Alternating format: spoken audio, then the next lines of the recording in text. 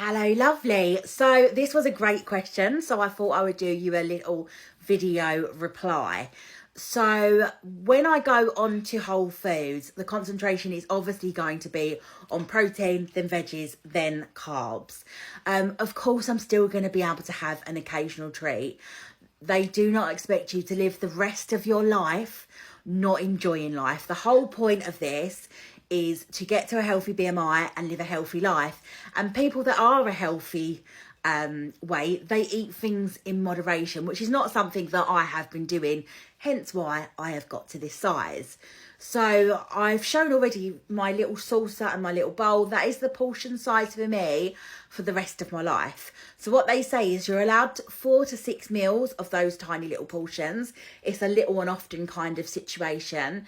But if you want like snacks, you make one of those plates a snack plate. So you might put, you know, a couple of squares of chocolate and a couple of crisps on it, but you'd also bulk that little plate out with some strawberries and some cucumber. So you make it more of a snack plate.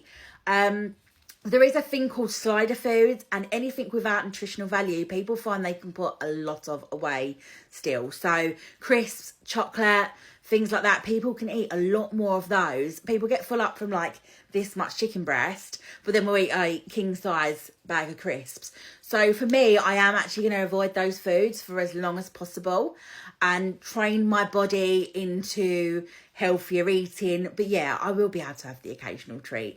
They do not expect you to live your life just on protein and veggies, because that would be a pretty sad existence.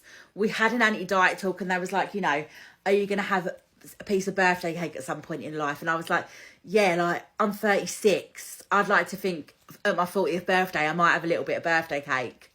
You know, so I'm not planning on doing it right now, but it is silly to think that I would never ever have a treat again. And I know the bariatric police on TikTok like to make comments on, not on mine because obviously I'm not at that stage yet, but when other people have things that are not nutritionally great for one meal, they really pick at that, like, well, you had bariatric surgery. Yeah, you had surgery, but you're still going to have the occasional treat. You've just got to learn how to have that in moderation.